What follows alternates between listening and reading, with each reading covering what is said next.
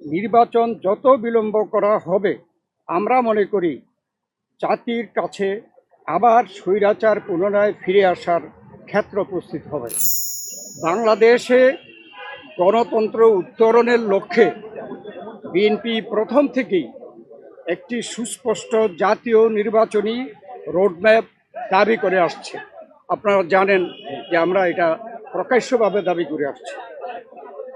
সুষ্ঠু, নিরপেক্ষ ও অবাধ নির্বাচন অনুষ্ঠানের উদ্দেশ্যে সরকারের নিরপেক্ষতা বজায় রাখার স্বার্থে বিতর্কিত উপদেষ্টাদের বাদ দিয়ে উপদেষ্টা পরিষদ পুনর্গঠনের জন্য আমরা দাবি জানিয়েছি।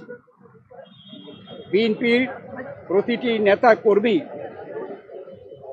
ব্যক্তিগতভাবে, রাজনৈতিকভাবে, পারিবারিকভাবে সবচেয়ে বেশি ক্ষতিগ্রস্ত হয়েছে আওয়ামী লীগের আমলে, এবং সেই জন্য আওয়ামী লীগের বিচার সবচাইতে বেশি দাবি করে বিএনপি।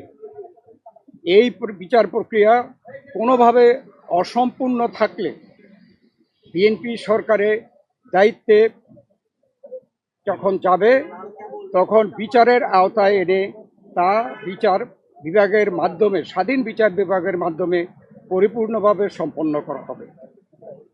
নির্বাচন সংশ্লিষ্ট সংস্কার কার্যক্রম অবিলম্বে সম্পন্ন করে ডিসেম্বরের মধ্যে জাতীয় সংসদ নির্বাচন অনুষ্ঠানের জন্য দ্রুত একটি রোডম্যাপ প্রদানের দাবি আমরা জানিয়েছি।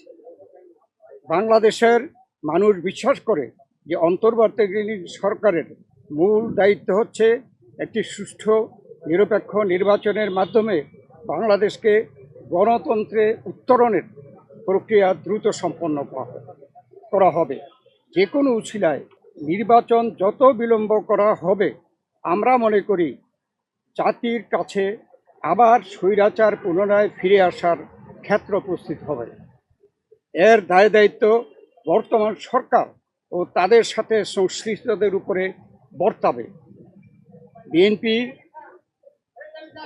সম্প্রতি যে নানা ধরনের গুজব আছে, সেই প্রেক্ষিতে আমরা বিএনপির পক্ষ থেকে বলেছি, বিএনপি কখনই প্রধান উপদেষ্টার পদত্যাগ চায়নি, বরঞ্চ প্রথম দিন থেকেই এই সরকারকে সর্বাত্মক সহযোগিতা করে আসছে।